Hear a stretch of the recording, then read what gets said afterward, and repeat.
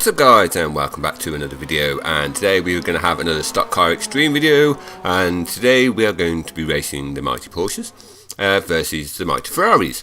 I am on Team Porsche. As you can see briefly there, I have qualified in 4th. I did exit out the qualifying session in pole, but apparently they went 2.5 seconds faster and pushed me back to 4th.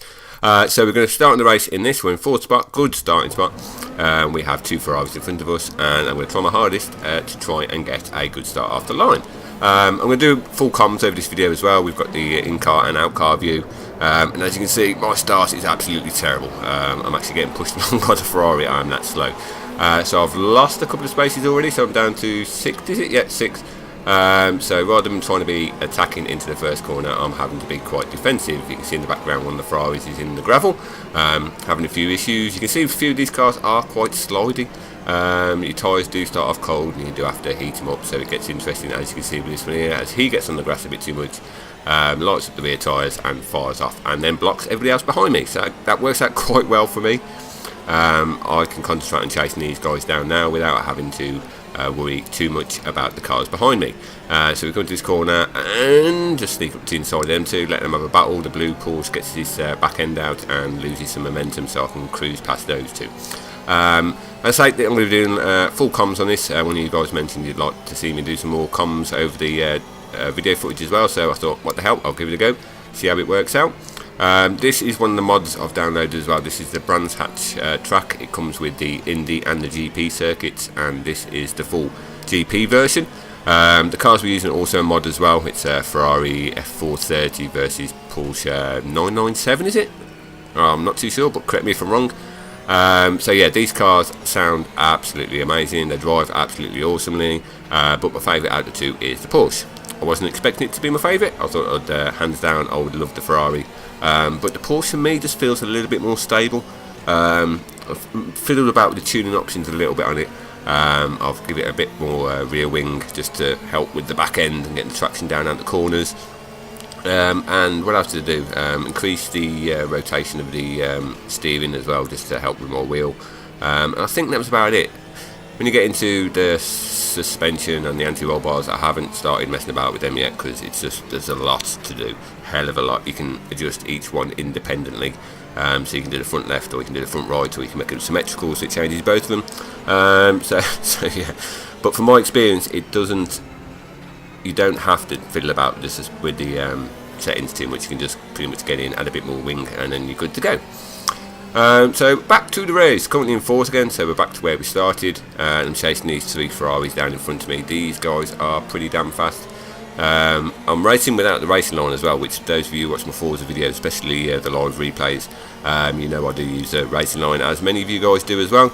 And I'm actually really enjoying not using the racing line on this at all. It makes it a lot more challenging, and the concentration levels are a hell of a lot more. It takes a lot more concentration to do this. Now a few of these corners I've managed to pretty much nail. I'm getting a bit of touch of oversteer there. I had to come off the gas and get some counter steering going in. This corner I struggle with quite a lot because it's going uphill and into like a blind corner, so I'm not particularly the fastest around this one. This left-hander isn't too bad as long as you change down at around the 100-metre mark. I start braking there and change down to 2nd, and then it's just a blast all the way down here. You get them to 5th, and then taking to 3rd for this corner. I'm using my stick shifter on this as well, as opposed to the paddle shifters on the wheel, just because it feels a lot more real. I don't even know if that's good English, but it feels a lot more real to drive like that, as opposed to using the paddles on the wheel.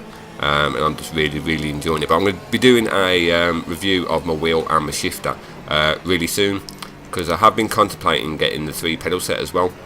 But I'm just trying to work out if I have actually got a reason to get the extra pedal with the clutch.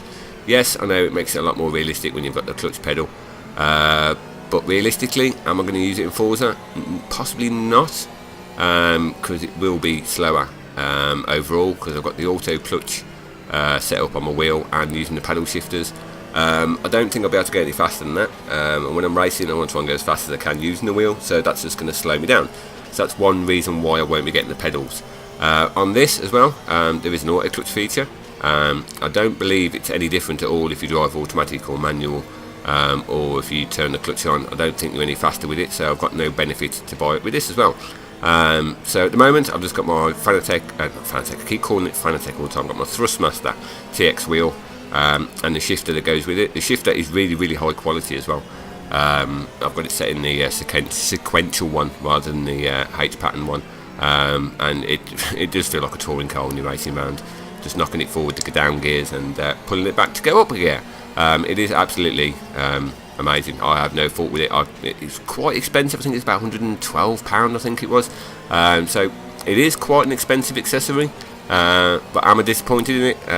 Is it value for money? I would say yes, it does add a lot more enjoyment to me personally in the game. But as I said, if you guys are contemplating getting the 3-pedal set, I wouldn't bother. I wouldn't use it in Forza Horizon 2. I'll probably just stick it in manual and use a H shifter for that bit of realism if I want. And in this I don't need it at all, so I'm going to save myself the £80 that the pedals cost, and I'll spend it on something else, buy a new game, Project Cars for instance. And getting on to Project Cars, I haven't played it. I really want to try and get a copy of it beforehand if possible, just to try and get some reviews out for you guys, because I like sim racing probably more than anything else, and I'm really hoping that Project Cars turns out to be a sim racer. Now, if Project Cars have looked at this game, which is based on the R Factor, and R Factor is about 7-8 years old, the whole engine, and that's why the graphics on this probably aren't the best in the world, because it's based on an old engine. But the engine for this, with the handling characteristics and everything, is absolutely superb. And if Project Cars is, I won't say based around, but if it's on an equal par to this, then I will be more than happy. If it's anywhere near the Need for Speed arcadey handling, then I won't. But I've spoken to quite a few people that have got Project Cars on the build, on the dev build, and they say it's pretty good with the wheel. So I'm looking forward to it. I'm not sure how that's going to move across to the Xbox One controller, because I have heard bad things about that as well. So wheel users, you might be okay. Pad users, I really hope it works out for you. But I've just heard a lot of bad things about the pad and Project Cars. Hopefully they've got a bit of extra time since they delayed it to fix all those problems. But I guess we'll see in about a month. So back to the race in hand. You can see it's starting to get dark. The race did start around 5:30. I've got my headlights on. All the other cars are just starting to put their headlights on as well. And as we get towards the end of the race, it does pretty much get pitch black. And that makes a lot of difference. There isn't much track lighting, so picking out your braking points and the apexes for corners does become a lot more difficult. You can see in the bottom left as well, seconds until boost. When I passed that last Ferrari, I used my push to pass, which I've got set up as well. Gives you, I think it's like 50 extra horsepower to try and pass people as well, but you can't use it for another 2.5 minutes. Kind of like the KERS system, you have to wait for it to recharge. So I can't use that for another 45 seconds, so I'm going to have to try and get racing, which I did with that last Ferrari. Managed to pass him. He got a bit wide on the grass and slowed himself down, so the one in front of me is just sticking his wheels. It looked like he's pushing quite hard. Wheel went on the dirt there as well, so we're catching him up slowly. Everything's going, not say everything's going well. I had a little bit of a scare there on the grass myself, and then that's allowed the Ferrari behind me to catch up. So I'm trying to get a bit defensive on this, brake a bit late, which seems to work quite nicely. Still behind me, and now it's just a full out blast down the start finish line. So this will put us on to lap, I can't even see the rev count, lap 4 or 5 or something like that, or lap 6. So we have this lap and one other lap left to catch the leader. So we're going to try and push quite hard, not too much that we end up ditching it into the gravel. And on that corner there, I can brake quite a bit later than these cars, so there's a few places on this track where I can try and catch them up. I do seem to be a bit faster, but then there's a few corners where I don't seem to be quite as fast, so it evens itself out over the whole course of the track. Oh god, there's a lot going on in this. What this doesn't show is how hard you have to work with the wheel. You feel every bump, every time the car jolts, you feel that through the wheel, and the whole feedback system and the input and the steering is just absolutely immense, and is, as I said in the other video, is by far one of the best sim games I've played. It's based on the old R Factor. R Factor I thoroughly enjoyed. Going to go for the pass here, back out of it slightly, but then he runs wide and it's on the dirt, so I'll take advantage of that. Now we're in the lead, and this is the one corner that I hate coming to every single time because I have a habit of braking and it pushes me onto the grass because there's a slight curve in it. But luckily we've only got to take that corner once more, and then we should be at the checkered flag. Luckily this time I'm not going to run out of fuel. The last two videos that I did, the V8 cars, I did run out of fuel. And the Formula 3 I actually got nerfed off by a lovely green Formula 3 car into the tyre wall, which killed my race, but I was going to be running out of fuel in that as well. So I double checked on this one and I made sure I definitely had enough fuel in the car to last the race. Pit stopping on a 7-lap race would have absolutely killed me, but luckily we won't have to do this. So as we're getting now, it is getting quite dark and it's getting quite hard to see the corner entries and the apexes.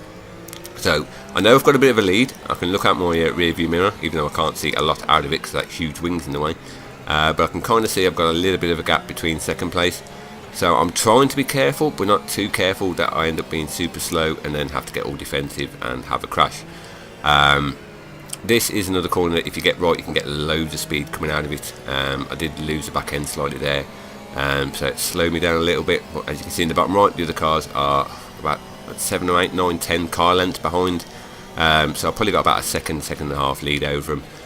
This corner I do like. It's quite sweeping, quite good sweeper. You have to stay out pretty far left, and it kind of drags you around the corner as well. This one is a fastish third gear corner, and this is the corner that I hate the most. Coming up to this one in the dark, it does make it very difficult. I brake possibly a little bit late, and then over brake and slow myself down too much, and you can see the cars behind me catching up slowly, so just adding that extra bit of pressure and then I brake and I lose the rear end. I try and save it and then it spits me out into the gravel. Last lap, literally there's one more corner after that corner before the race is finished, so I'm fighting to try and get it back facing the right way, let that car pass so I don't hit him, and then try and make the most of it so that the cars behind me, which are going to be coming up quite fast, flat on the accelerator, trying to get up to the gears so that we don't get past. I think I'm in about 8th at this place. Try and take this last corner. I've got crap all over my wheels from the gravel trap, so it's a bit slidey. See the car up the inside of me, always it's right behind me. Actually, I didn't realise it was that close in the race. And that's it. We have finished the race. We have finished in 8th place. As we mount all these races, you have to do one extra lap then just to pull yourself into the pits, which is what we're doing now. I get a little nerf off that Porsche there for no reason at all. He seems a bit more eager than me to get back to the pits, so we're just going to cruise around here now and pull into the pits after all.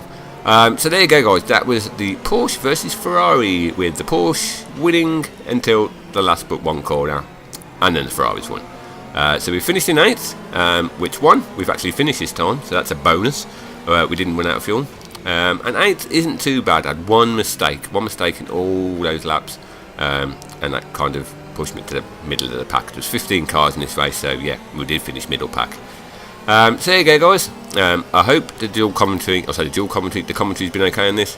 I don't do these things very often, but if you want me to do commentary over these videos a bit more, then just feel free to comment below, or if you want me to shut up and just watch the racing, I'll do that either way. I don't mind. It's what you guys enjoy watching the most. So I'm going to try and do some more of these. I'm going to look for some more mods. Somebody did say there was a truck mod somewhere as well, so I'm going to have a look at that. We'll try and download some more British touring car tracks and find some British touring cars, because that'll be kind of cool. And I'll leave it with this. So if Project Cars is anything like this game at all, then I am going to be more than happy with Project Cars when it comes out. I will be playing it a lot. I will be doing a lot of championships, and I will be using my wheel for it. So it should be a lot of fun. So there you go, guys. If you've enjoyed this, don't forget to do all the usual stuff. Stomp on that subscribe button, or the like button, or the share button. I really do appreciate it. And until my next video, and I'm just going to get pushed out the pits here by somebody else trying to get in behind me. Until my next video, I'll see you all soon, guys.